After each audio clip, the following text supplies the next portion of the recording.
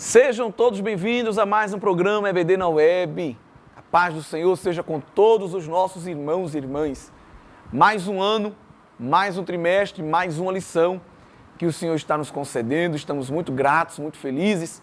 O ano que passou foi um ano de muitos desafios, muitas complicações, tantas incertezas, mas nós temos vencido, rompido as resistências, as barreiras, atravessando este deserto rumo a Canaã celestial, não é, irmãos? Queremos agradecer ao nosso pastor, presidente, pastor Roberto, agradecer ao Santo Ministério, à Superintendência da EBD e a todos vocês que estão nas nossas mais variadas congregações em todo o estado, trabalhando diretamente com a Escola Bíblica Dominical. Professores, secretárias, dirigentes, têm feito um excelente trabalho e não têm se desviado da obra que o Senhor confiou às vossas mãos.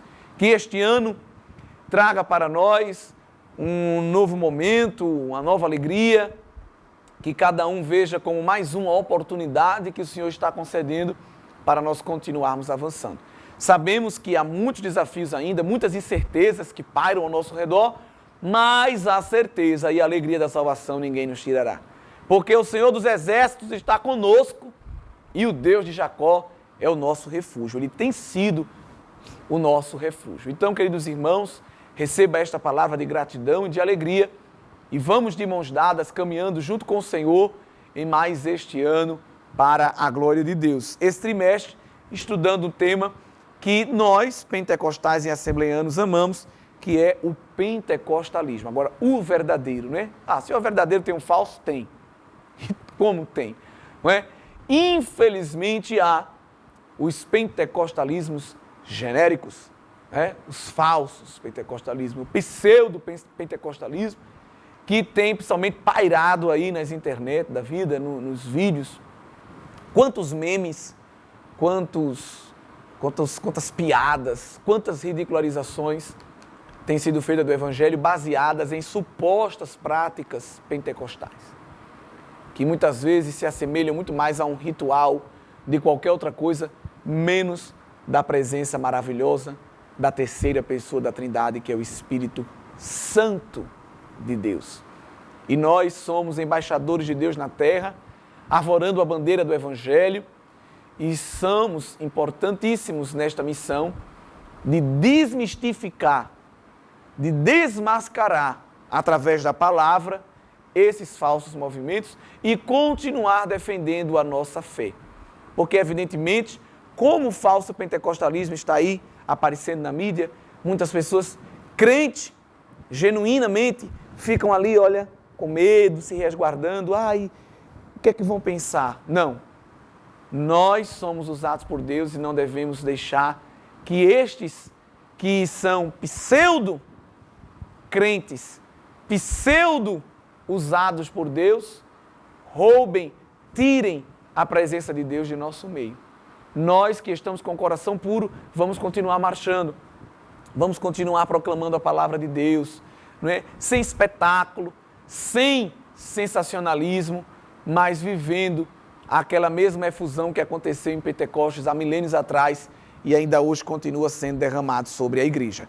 Irmãos, queridos professores, esta lição ela tem um caráter teológico, não é? Muito profundo, baseado também no caráter histórico. Vale a pena você resgatar informações históricas. Veja que o comentarista da lição, nesse trimestre, vai se debruçar basicamente sobre os caráter teológico, não é? Da pneumatologia, da pessoa do Espírito Santo e também dos dons espirituais, né? Da cura divina, da evangelização, um pouco também lá no fim de escatologia, mas não deixa também impossível que você, professor, resgate sempre, uma vez ou outra, algumas informações históricas do pentecostalismo para que os alunos se sintam cada vez mais animados em saber que fazem parte de um processo que não começou hoje, mas que vem sobre a terra há milênios e é promessa de Deus para todos nós que cremos nele. Esta primeira lição traz uma introdução maravilhosa sobre a pessoa do Espírito Santo.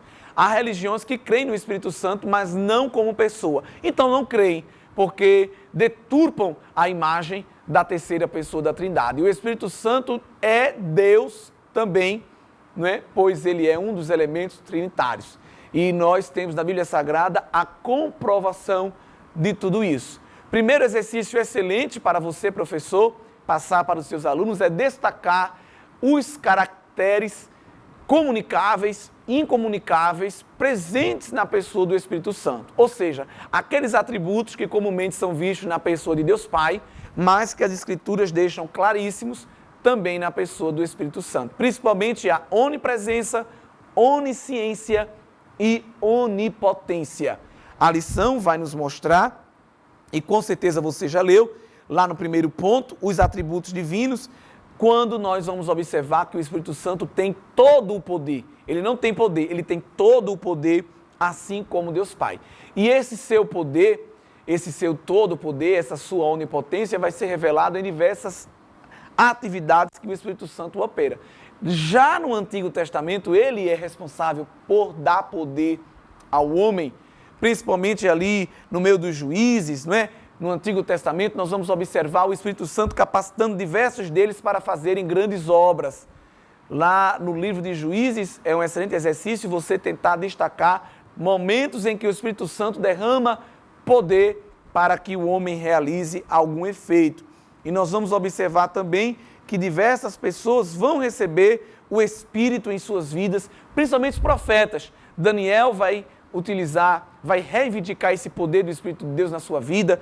Profeta Miqueias, nós vamos observar o profeta Ezequiel também utilizando essa ideia. Vale a pena até a gente ver, por exemplo, lá em Ezequiel, capítulo 2, versículo 2, ele diz: então entrou em mim o Espírito quando falava comigo e me pôs em pé e ouvi o que ele falava. E o Espírito que Ezequiel se refere aqui está com E maiúsculo, se referindo ao Espírito Santo, já enchendo o homem de poder, apontando para algo que ia acontecer no Novo Testamento, na Nova Aliança, a partir de Pentecostes. O Espírito Santo também tem poder para purificar, ele age purificando a igreja, o corpo de Cristo, através do fruto do Espírito, né, que está lá em Gálatas, capítulo 5, e é através da obra do Espírito Santo que nós crescemos em santidade. Ele nos ajuda no processo de santificação para nos tornarmos mais semelhantes a Cristo Jesus. Você confere isso em Romanos 8, versículos 13 ao 16. O Espírito Santo também é conhecido pelo poder que ele tem de revelar, o poder da revelação. É dito que, como Espírito Santo e como Deus, ele conhece todas as coisas de agora, todas as coisas do passado e todas as coisas do futuro, pois ele também é eterno. Então, ele sabe de tudo em todo o tempo, é o Espírito da revelação. É tanto que os autores das Sagradas Escrituras escreveram os livros canônicos inspirados pela pessoa do Espírito Santo. Você confere isso na segunda epístola escrita por Pedro, capítulo 1, versículo 21, e também lá em João, capítulo 16, versículo 3, quando o Senhor Jesus promete aos discípulos que o Espírito os lembraria de tudo que eles tinham aprendido com Jesus, e o Espírito também complementaria na hora, revelando a eles palavras que eles deveriam dizer quando tivessem diante de homens poderosos e aparentemente não sabendo o que falar, mas eles não iam ficar perdidos. E isso aconteceu logo após o Pentecoste, quando a igreja começou a ser perseguida, os apóstolos também sendo levados sempre diante dos imperadores romanos, mas não ficavam gaguejando nem se tremendo. Tinham uma palavra pronta e quem lhes dava era o Espírito Santo, que ainda hoje coloca a palavra certa na minha e na tua boca. Não é? É ele, esse Espírito Santo, que vai revelar o pecado oculto de Ananias e de Safira, lá no livro de Atos, como os irmãos bem conhecem. Esse Espírito ainda hoje nos guia, nos conduz, nos mostra o que nós devemos falar, dizer. Ele também é o elemento unificador da igreja, dos crentes. Ele une o crente com Deus, pois o Espírito derrama o amor de Deus em nossos corações. Coisa linda, né, irmão? Você vê isso lá em Romanos 5:5 e também em Colossenses 1:8. E assim como o Espírito não é de confusão, mas é de paz, aonde ele está, ele traz essa atmosfera de paz, essa atmosfera de alegria, esse sentimento bom, né? Um culto cheio da presença do Espírito Santo tem essa sensação que a gente não sabe explicar, a gente sai, parece que sai flutuando, é porque o Espírito Santo está ali presente em nosso meio. E ele também vai transmitir a verdade, sabedoria, conforto, liberdade, justiça, esperança, consciência de filiação, esse sentimento de que nós somos filhos de Deus. Paulo diz que quem nos transmite isso é o Espírito Santo. Ele é quem nos faz testificar que nós somos filhos de Deus. E ele também vai trazer evidências de quando Deus está no lugar abençoando ou reprovando os homens. Isso também vai ser feito através da ação do Santo Espírito. Por exemplo, quando Deus reprovou Sansão e Saul, nós vamos observar no livro de Juízes e de 1 Samuel que o Espírito Santo sai, se retira deles. E quando Deus quer comprovar a sua presença na vida de alguém, ainda no Antigo Testamento, ele desce, ele derrama, ainda de que maneira provisória, o seu Espírito, porque isso ia acontecer de maneira definitiva na nova aliança. Então, se nós formos nos debruçar sobre a pessoa do Espírito Santo nas Escrituras Sagradas, veremos que há riquíssimas informações que comprovam de que ele é Deus. É lindo porque o Espírito Santo ainda paira no inconsciente do imaginário social com muitas dúvidas. Como eu disse aqui, há muitas religiões que deturpam a imagem do Espírito Santo. O que ele é, quem ele é. Há uma famosa religião, até mundialmente conhecida, que não reconhece que o Espírito Santo é uma pessoa, mas diz que ele é uma força, ele é uma energia, e nós não cremos nisso. Mas a Bíblia não esconde quem ele é. Lá em Gênesis, no capítulo 1, vem uma coisa linda. Nós vamos observar o Espírito Santo já sendo revelado. Glória a Deus por isso. Capítulo 1, verso 1, fala de Deus Pai. E o verso 2 já fala de Deus Espírito. Quando diz que a terra era sem forma e vazia, mas o Espírito de Deus pairava sobre as águas. Lá no comecinho do cânon, lá no comecinho da história, o Espírito Santo já sendo apresentado. E ele pairava, o verbo hebraico para essa palavra, significa que ele vibrava, ele gerava movimento, Essa energia mecânica, essa energia cinética, que obviamente é uma energia espiritual. E ainda hoje é assim em nossas vidas, onde o Espírito Santo está, aí há esse movimento de vida que é gerado em todos nós. Então, que o professor não se perca, mas que traga principalmente nessa lição a reafirmação para os seus alunos de que o Espírito Santo tem personalidade e tem todos os atributos divinos, motivo pelo qual ele é Deus. Só esse primeiro ponto da lição nos faz nos estender por muito tempo, pois é muito profundo. Um outro ponto muito profundo da lição é o segundo, que mostra a relação íntima entre o Espírito Santo e Jesus Cristo. Um termo teológico chamado de pericorese, que o comentarista vai trazer para nós. A pericorese é justamente esse termo que é desconhecido, mas que nos mostra que cada pessoa da Trindade está na outra pessoa. E esta relação muito interessante que há entre Deus Filho e Deus Espírito, porque o Espírito Santo sempre existiu, sempre operou, mas da maneira como ele foi derramado, só poderia após Cristo concluir o seu sacrifício na cruz. E João 16, João 14, João 17 mostra este relacionamento entre Deus Pai, Deus Filho e Deus Espírito.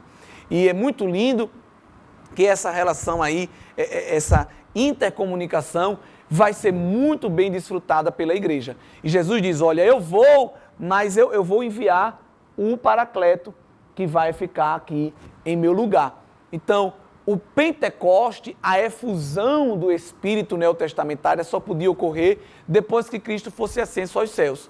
Por quê? Porque estaria completa a sua obra salvífica na cruz do Calvário. E nós vamos observar que realmente acontece isso, porque Jesus vai pedir que os discípulos fiquem orando até que dos céus sejam revestidos de poder, o que vai acontecer no evento histórico e espiritual de Pentecostes. E nós vamos observar que Jesus testifica que o Espírito glorifica ele, assim também como o Pai lhe glorifica. Aquela glória que Cristo tinha na eternidade, antes da fundação do mundo, e que continuará tendo ao longo dos séculos, dos milênios e para todo sempre. É por isso que nós podemos adorar e devemos Deus Pai, Deus Filho e Deus Espírito Santo, pois essas três pessoas da Trindade são uma só, evidentemente é o nosso Deus. E o terceiro ponto, o querido professor deve demonstrar aos seus alunos como o Espírito Santo opera no mundo e no ser humano, né? Principalmente aquela ação do Espírito Santo de convencer o homem do pecado, da justiça e do juízo. É importante que você, professor, busque explicar ao seu aluno esta ação. Por quê? Porque o Espírito Santo ele opera na igreja. Evidentemente, eu já dei aqui vários exemplos, né? O Espírito Santo está em nosso meio, nós estamos bem relacionados, mas ele também age no mundo. Né? Mas o Espírito Santo age numa pessoa que não tem Deus na vida? Não da maneira que age na nossa. Mas há uma ação, há um trabalhar de Deus através do Espírito Santo na vida daqueles que ainda não têm o Senhor como Deus de suas vidas. E que ação é essa? É este convencimento de que o homem está em pecado. Porque o homem por si só nunca vai reconhecer isso, né? É essa atração de trazer o homem para Deus. Porque o homem vai aceitar a Jesus como seu Salvador, mas ele não vai conseguir vir só. É a graça que o atrai, através da pessoa bendita do Espírito Santo. Então é importante que você, professor, pesquise, se aprofunde sobre esses temas e traga também essas informações para o seu aluno, para a gente entender que a ação do Espírito Santo, a terceira pessoa da Trindade, é tão profunda, tão ampla, que ele age também sobre os não crentes, neste momento inicial, para que eles se acheguem à fé salvífica. Tenho certeza que esse trimestre será riquíssimo e que nós nos aprofundaremos nesta temática, entendendo as bases teológicas da doutrina pentecostal. E como nos diz o texto áureo em Efésios 4:30, não entristeçais o Espírito Santo de Deus, pois ele tem sentimentos, tem vontade, é uma pessoa e nós devemos viver uma vida que agrade a Deus também através do seu Santo Espírito. Deus abençoe a todos e nos encontraremos diversas vezes a cada semana aqui neste canal, em nome de Jesus.